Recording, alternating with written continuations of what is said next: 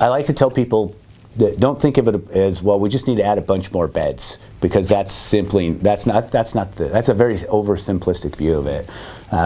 It would add more beds and more space for us to utilize to be able to separate out some of those populations. We would still have some dormitory situations, but we need new facilities as well as that jail population grows. So, for instance, I worked in the jail 20 years ago, and it's the same exact kitchen that is there now, and that jail has had two expansions put on it since then. Yeah. So the population is much different, but we're using the same kitchen facilities. Mm-hmm. You need to expand laundry. You need to expand maybe a sewing program area. I think people don't realize it's like it really is. It's bigger than a lot of towns in Idaho.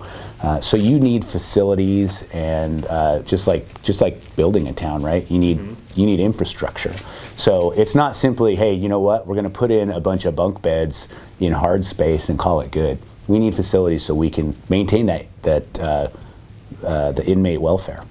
It's kind of a math problem, right? We do the best we can to identify people that are in jail that we can supervise outside of jail until their cases are adjudicated, and keeping the right people out of jail, well, that makes a population in the jail that's the right people to be in the jail. Mm-hmm. Well, as your population grows, that small percentage of people that should not be out on the streets, that number grows. The percentage may stay the same because it's a relatively safe place to live. Mm-hmm. But let's pretend that it's 1% of your population belongs in the jail, like for whatever, barring whatever that is, right? But let's pretend 1% belongs in the jail.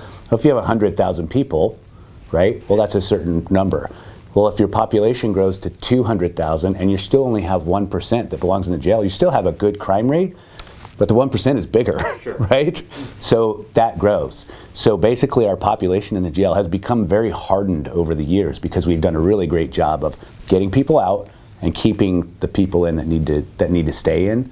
Well, that number is just growing, and it's not because we have a greater percentage of bad people. It's just we have a greater percentage of population here. Really visually can see the overcrowding with the cots that are down on the floor. Inmate management is how we've kind of been a little bit more creative, so especially like in our medical unit because of COVID, where, okay, maybe these medical needs can be assessed in a dorm or in another multiple occupancy cell rather than in the medical unit.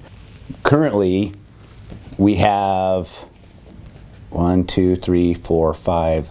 We have 6 of our 8 dorms that are operating over operational capacity, anywhere from 107% to 121% over operational capacity.